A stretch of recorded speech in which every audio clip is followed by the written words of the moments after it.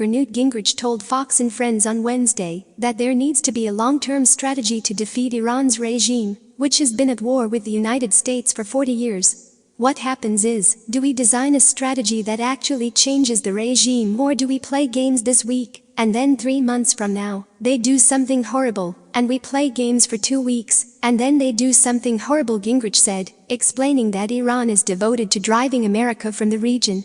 Gingrich explained that since the Iranian dictatorship has been at war with the United States since November 1979, there has been an endless cycle of retaliation without a long-term regime change strategy on the U.S., reacting to Iran's ballistic missile attacks targeting U.S. military and coalition forces in Iraq Wednesday. Gingrich called it a public relations gesture, and was likely carefully calculated to show force without killing U.S. soldiers in Iraq.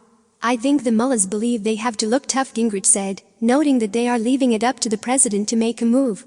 He said President Trump should not assume that regime change in Iran is unattainable, since many Iranians are not happy with the state of the country. The Soviet Union was pretty darn big and it collapsed.